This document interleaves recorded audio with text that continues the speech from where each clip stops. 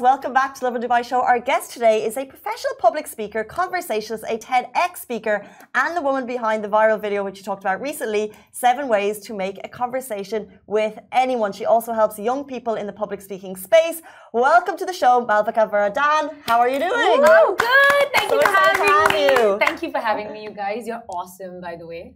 You're awesome. Thank you. So are you. Yeah, when I think about disruption, you know, it's such a big word that's thrown around so much, but I think you guys are just that. You're really changing the space. Yeah, good on you. Good on you. Thank you.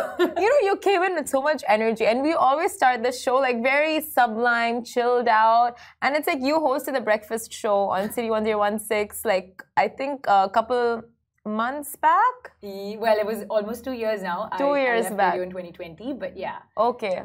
I did it feels for a like decade, months. so it's kind of in my blood now. I can't shake it off. Tell us about your career so people can get to know you a little bit. Tell us about your decade as a radio presenter. When did that start? Did that start here in the UAE? Yes, it started here in the UAE in 2008. I was hired to do a weekend show, which is literally like the algae at the bottom of the pond on the radio spectrum, right? Really? I love weekend radio shows. That's so You interesting. listen? Yeah. Oh. I'm a radio fan. Yeah. But I was hired to do this show on the weekends, and then over time I moved into doing breakfast, and then I was hosting the breakfast show for like over a decade.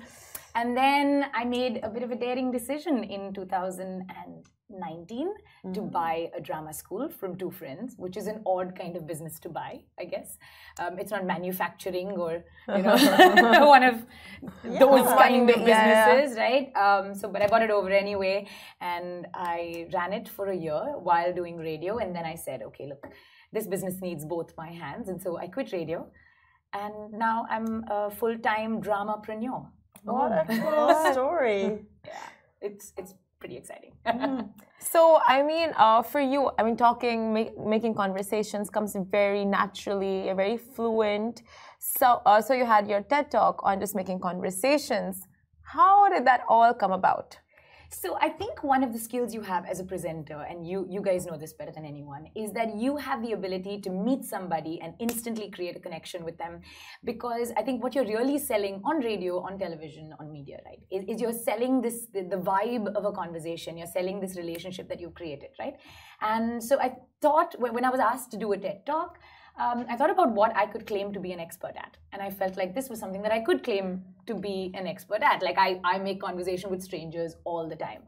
And so I thought, okay, what if I put down a little step-by-step process of how you can make an instant connection and make someone feel like they're your friend, and make other people as well feel like, hey, that's the kind of friendship I would like to have, you know? And it's so cool. Like, obviously, it was a little bit of time ago, but the thing about these TED Talks is that they go viral and they have a reaction. TED Talks, I think, are really like podcasts, that you'll recommend one that actually that had an impact on your life. So what type of reaction do you get to this day about that video? It's crazy. So when it first came out, the only person I sent it to was my sister. Because I was like, I don't know if this is nice. I'm like really cringing watching it. It's a bit, you know how you feel when you watch yourself on camera, like you watch yourself on film. And then it slowly started to pick up. So I think this was 2016, late 2016 when the video was out. And then 2017 and 2018, it started to grow and grow and grow. Wow. And then I started to get like a request for podcast interviews, and, you know, companies were using it in their trainings for salespeople.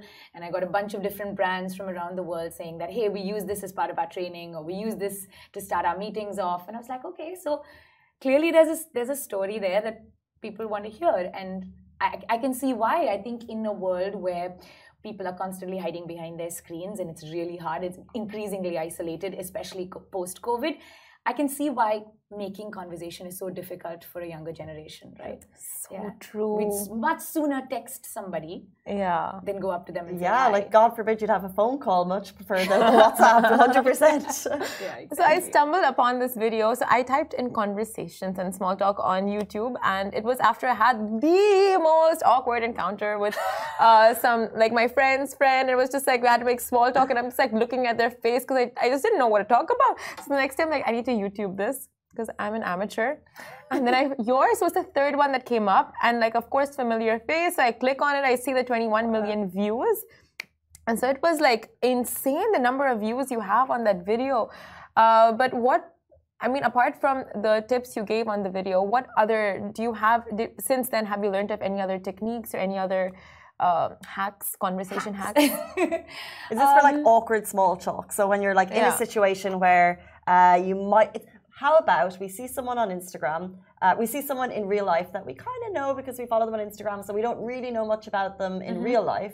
How do you make that less awkward? That happens all the time. I think you got to start with the presumption that people actually want to make human connections. I think we go into any space thinking that, oh, who's going to want to talk to me? They probably want to be left alone. And yeah, sure, maybe they do. But like, I think more often than not, people are excited to meet new people, right? And when you meet someone new, and if you say something to them about their work, I'm sure if you, wherever you were, even if you were grocery shopping and in your pajamas, if someone came up to you and said, hey, I watched that story that you guys posted, or I saw that video and I loved the way you did that interview, or I thought that was a very insightful conversation. Of course, you're going to receive that well, even if you're feeling a bit awkward in that moment. So I think to start out, to know that people actually do want to make a connection now more than ever.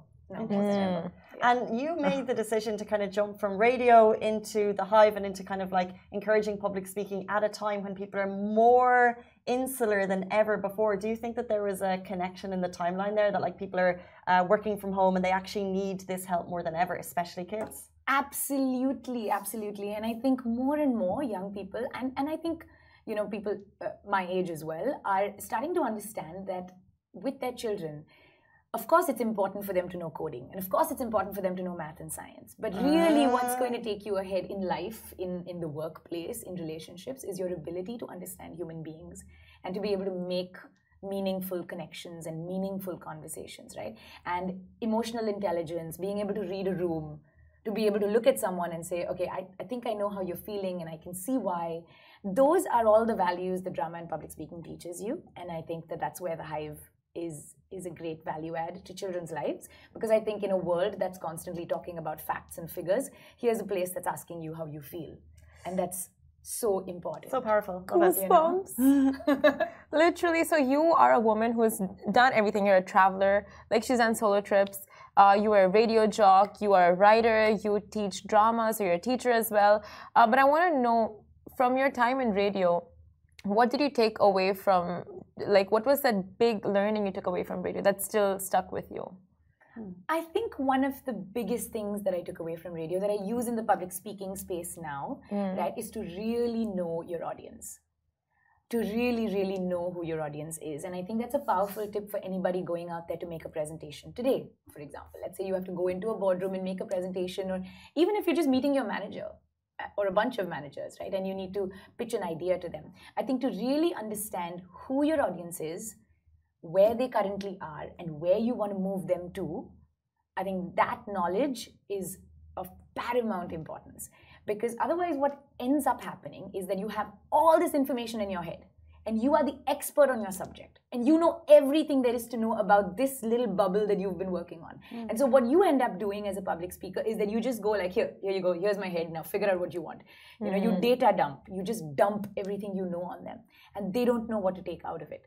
So what's important to understand is, where is this person or this audience right now, and where do I want to move them? And if you know that here's this journey that I need them to make in this next 5 minutes or this next 10 minutes, or the pitch that's going to last 30 minutes, then I think that's half your job done. Interesting. That's so powerful. So this is like public speaking 101. I love these little tips that you're dropping. But if you're working primarily with kids, do you see that like kids and adults have different ways of approaching public speaking? Are kids more reserved, or are they in fact much more confident? The younger they are, the easier my job. Yeah. Because I also do public speaking lessons for adults, and I'll tell you that I spend 80% of my time unlearning, right? Because, sorry, there you go. Teaching them to like unlearn all of the things that they've been taught so far. So all the things that we do with our body, for example, you're standing in front of an audience and you're doing this, or you're doing this, or you're fiddling with your hands, or you've got your body kind of standing a bit funny. So all of this is the stuff that adults need to unlearn, whereas kids just walk in and they're like, become a tree? Okay, cool, I'll be a tree. Become a monkey? Boom, I'm a monkey. So they're so open to ideas the younger they are. That's cute. Because isn't public speaking one of the biggest fears that adults have? Yeah, I think 75% of adults have a fear of public speaking. One of them. Yeah. Same. Cannot stand in front of a group. And look at the work you do. That's in front of the camera. That's okay. But like in front of people, I think the same goes with a lot of radio presenters, right? Like you put a mic in front of them, no one's in the room, fine. As soon as you put them on a stage, that's when goes down. I can understand why, and I still get butterflies. I was sitting outside right now thinking, wow, like these Lovin Dubai guys are like really cool. Like I hope they think I'm cool, right? So I mean, I guess it's normal to have butterflies, but what's an interesting fact is that more people are afraid of public speaking than they are of death. Yeah, 100%. Isn't that weird? I'm so one of them. Yeah. Well, how do you think they figure that out? Do you think it's because we put more time and emphasis in being scared? Yeah. On public speaking, we just don't think about death. Yeah. You just, I mean, you're like, that's far away. But public speaking is tomorrow morning. Yeah. Interesting. I'd rather die over public speak. I'm one of them. But I want to ask, can conversation and dialogue solve everything? Like you're having a bad relationship issue, you're having a bad workship issue, like anything. You think conversation has the power to solve it all? Or sometimes do you feel like there's only so much it can do? So I think well, it's not a black or white answer, but I think what conversation does is it offers you clarity on whether you want to keep the conversation going or not, right? So even if it's a workplace issue, right? So if you need to have this conversation with your boss or with your manager, I think it offers you the clarity at the end of that conversation of, okay, cool, do I want to stay? Do I want to leave? Is this something that's worth my time and effort and resources? Like, what am I prioritizing? What do I need out of this? Am I getting it? If I'm not, I need to walk. Right? So, of course, action is important. We can't just keep talking all the time. But you also need clarity. And sometimes if you don't talk about it, you're never going to get that clarity. Communication is so important, and I think this is incredible. So you're running the Hive now, and if people want to find you, if they want to get in touch, if they have more questions, because I feel like this is something that a lot of people may have specific questions for them or for their kids, how can they find you? Well, they can find us at Live at Hive. That's Live, like live at Hive, as in bees. So you can find us there, or you could follow me or send me a DM, Malavika Varadan, and we start a new public speaking course for adults actually. Middle of this month, so sign us up. See us there. Guys, this was the incredible Malavika Varadan. She's running the Hive right now. If you want to get in touch, you have her deets. Thank you so much for being an absolute bubble of energy this morning. We needed it, and you were the one who brought it. So thank you so much, guys. That is it for us. Thank you. You're doing great work, by the way. Bye. See ya.